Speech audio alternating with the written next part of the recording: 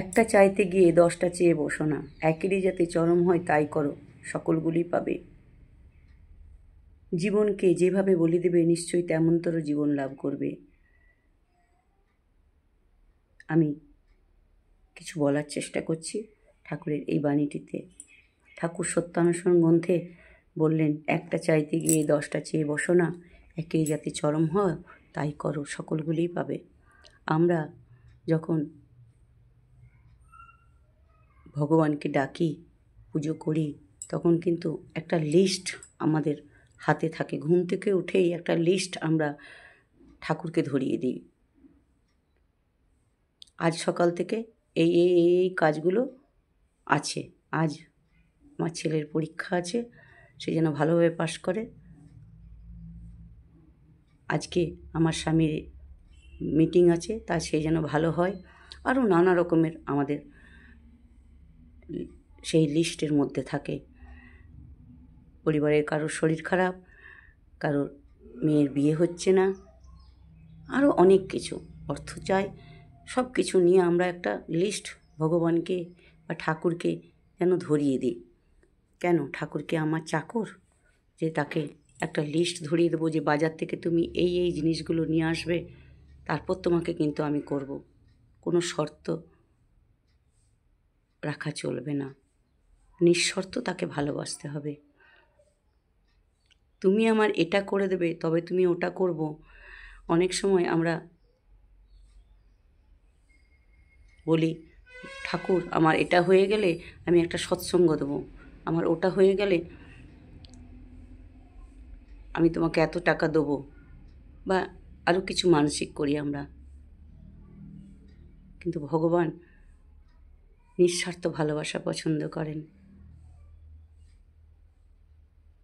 সেখানে কোনো স্বার্থের গন্ধ থাকবে না। তিনি যেমন নিঃস্বার্থভাবে আমাকে ভালোবেসে সুন্দর একটা মানুষ জীবন দিয়েছেন, চোখ দিয়েছেন দেখার মতন, কান দিয়েছেন শোনার মতন, হাত দিয়েছেন কাজ করার মতন, পা দিয়েছেন যেখানে খুশি যাওয়ার মতন, মুখ দিয়েছেন খাবার মতন।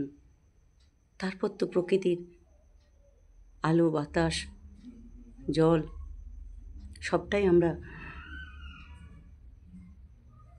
কিছু না দিয়েই পেয়ে যাচ্ছি। সেখানে তো ভগবান কোনো শর্ত করেন না যে তুমি আমার এটা করবে তবে তুমি আমি তোমার ওটা করব। তিনি যখন আমাকে একটা সুস্থ মানুষ জীবন দিয়েছেন, পরিবার দিয়েছেন, পরিজন দিয়েছেন, তাহলে আমিই বা কার কাছে শর্ত রাখবো কেন? নিঃস্বার্থভাবে তাকে ভালোবাসতে হবে। একটা গল্প আমরা সকলেই জানি, আচার্যদেবের কাছ থেকে শুনেছিলাম। তিনি বলছিলেন যে একবার রাজা কল্পতরু হলো, প্রজাদের ডেকে বলল, আজ তোমরা যে যা চাইবে আমি সবটাই দেবো তোমাদের, চাও তোমরা কি চাইবে? সকলেই নিজের নিজের মতন করে কিছু চাইছেন। কেউ জমি চাইছে, কেউ অর্থ চাইছে, কেউ ধন সম্পদ চাইছে। মহারাজ তাকে সেইগুলো দিচ্ছেন, কারণ তিনি কল্পতরু, তার কাছে যা চাওয়া যায় তাই পাওয়া যায়। সবারই চাওয়ার পর শেষে দেখছেন একটি মাত্র প্রজা দূরে বসে বসে শুধু মহারাজকে দেখছিলেন। তাকে ডেকে পাঠিয়ে আনা হলো। তুমি কেন কিছু চাইছো না? তুমি কিছু চাও? রানীমা বললেন, চাও, আজ মহারাজ কল্পতরু হয়েছেন, সবাইকে সব কিছু দিচ্ছেন, তুমি চাও। তখন সেই প্রজা বলছেন, আমার কিছু চাই না। না, তুমি চাও, তোমার অনুযায়ী তোমাকে দেওয়া হবে, তুমি যা চাইবে তাই তোমাকে দেওয়া হবে। তখন সেই প্রজা বলছেন, মহারাজ যদি আপনি একদিন আমার বাড়ি যান। সৈন্য সামন্ত ভাবছে, এ আবার কি বলছে,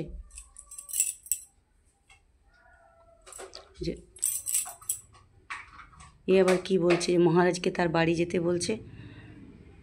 মহারাজ ওর বাড়ি কি করে যাবেন? তার বাড়িতে যাওয়ার রাস্তা নেই, তার ঘর নেই, আপনি যাবেন কি করে? মহারাজ তখন বলছেন, ঠিক আছে, সে যখন বলছে যে তার বাড়ি যেতে, ঠিক আছে, তার বাড়ি যাওয়ার রাস্তা তৈরি হোক। এরপর মহারাজ লোক লস্কর দিয়ে তার বাড়ির রাস্তা তৈরি করে দিলেন। তার ঘর ছিল না, তাকে ঘর করে দিলেন। তাকে আপ্যায়ন করার মতন পরিবারে কেউ ছিল না। মহারাজ যে যাবেন তাকে আপ্যায়ন করার মতন কেউ ছিল না। না তার স্ত্রী ছিল, না তার মা ছিল। তার একটা বিয়ে দেওয়া হলো ভালো দেখে। এই করে করে তার যা কিছু ছিল না সবটাই মহারাজ পূর্ণ করলেন। বললেন, এবার আমি তোমার বাড়ি যাব। তারপর মহারাজ সৈন্য সামন্ত সকলকে নিয়ে তার বাড়ি গেলেন। এই হলো চাওয়া। যাকে চাইলে আর কিছু চাওয়ার থাকে না। আমরা শুধু তাকেই চাই না। ভগবান, ঈশ্বর, প্রিয় পরম, যাই বলি না কেন, তিনি হচ্ছেন ষড়ৈশ্বর্যের মালিক। আমি যদি শুধু তাকেই চাই, ঠাকুর বলছেন অর্থ, মান, যশ ইত্যাদি পাওয়ার আশায় আমাকে ঠাকুর সাজিয়ে ভক্ত হয়েও না। তোমার ঠাকুরত্ব না জাগলে কেউ তোমার ঠাকুর নয়, কেন্দ্র নয়। অর্থ, মান, যশ তার কাছে চাইতে বারণ করেছেন তিনি। আমরা যদি তাকে চাই যে হে দয়াল, আমি শুধু তোমাকে চাই, তাহলে তো তার সঙ্গে সঙ্গে অর্থ, মান, যশ, প্রতিষ্ঠা সবটাই আমার কাছে আসবে। সবটা তার দাসী। অর্থ, মান, যশ হাত জোর করে তার কাছে দাঁড়িয়ে থাকে। তিনি এলে অর্থ, মান, যশ, প্রতিষ্ঠা সবটাই আমার কাছে আসবে। তাহলে নিষ্কাম প্রার্থনা করো, শুধু তোমাকে চাই দয়াল, আমি শুধু তোমাকে চাই, আর কাউকে চাই না। তোমাকে ভালোবাসি, আর যাকে আমরা ভালোবাসি তার মনের মতন হবার ইচ্ছা আমাদের কিন্তু সকলের থাকে। তিনি কি কি খেতে ভালোবাসেন, কি কি করতে ভালোবাসেন, আমরা তখন কিন্তু সেইভাবে সাজি।